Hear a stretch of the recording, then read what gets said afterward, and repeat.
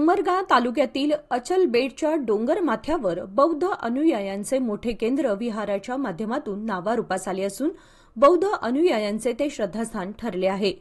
येथील कपिलवस्तू परिसरातील बौद्ध विहाराच्या स्तूपाचे काम अंतिम टप्प्यात आले असून महाराष्ट्र कर्नाटक सीमेवर असलेल्या निसर्गरम्य ठिकाणी असलेल्या या विहाराला भेट देण्यासाठी राज्यातील कानाकोपऱ्यातील बौद्ध बांधव येत असून अनेक मान्यवरांनी हजेरी लावली आहे। उमरगा, लोहारा, निलंगा, बसव कल्याण, हुमनाबाद आदी ठिकाणच्या बौद्धांना या विहाराच्या माध्यमातून धम्म प्रशिक्षणाचे धडे दिले जात आहेत। जवळपास 20 वर्षांपूर्वी उमरगा तालुक्यातील नोकरदार बौद्ध बांधवांनी एकत्र येऊन दी लॉर्ड बुद्धा रिलिजियस चॅरिटेबल ट्रस्टची स्थापना केली। तालुक्यातील बौद्ध बांधवांना विहाराला जायचे म्हटले की कर्नाटकातील गुलबर्गा, मन्नाकिळी या दूरच्या ठिकाणी जावे लागायचे। मात्र ही गैरसोय दूर व्हावी या उदात्त हेतूने विहाराचे काम होत आहे।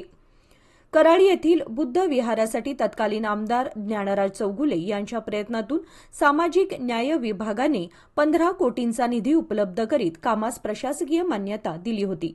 या निधीतून येथील संपूर्ण जागेस संरक्षक भिंत बांधकाम करणे, भीम पार्क, धम्म कुटीर, विपश्यना केंद्र, डॉ. बाबासाहेब आंबेडकर संग्रहालय, अंतर्गत रस्ते व पादचारी मार्गाचे बांधकाम करणे, सुरक्षा रक्षक कक्ष, गेट व कमानीचे बांधकाम करणे, बाग बगीचा व सुशोभीकरण करणे, वाहन पार्किंगची व्यवस्था करणे, विंधन विहीर, बोरवेल व पाणी पुरवठा व्यवस्था करणे, इमारतीस पाणी पुनर्भरण योजना, सोलार एनर्जी व्यवस्था व फर्निचर करणे, इमारत व परिसरास विद्युतीकरण, पिण्याचे पाणी व सीसीटीव्ही व्यवस्था करणे, स्वच्छतागृह बांधकाम करणे आदी कामांचे बांधकाम सुरू करण्यात आले आहे।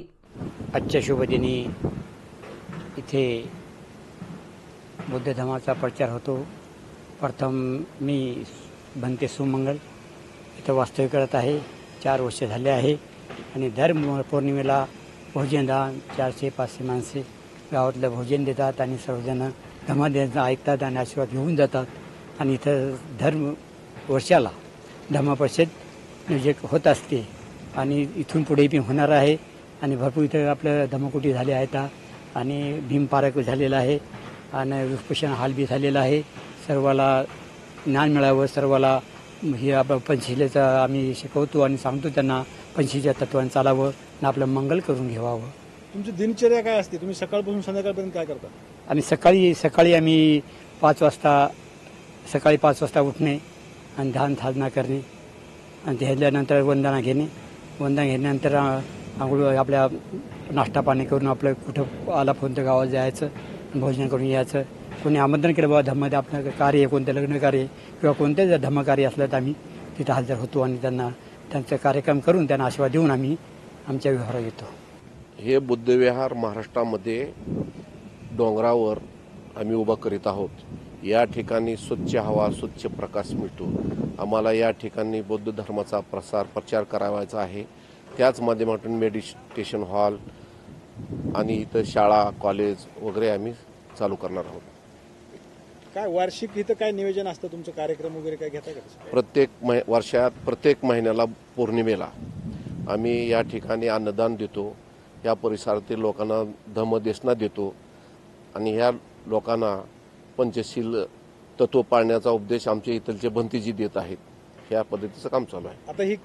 आता हे 4 एकरचा एरिया आहे डोंगरावरचा।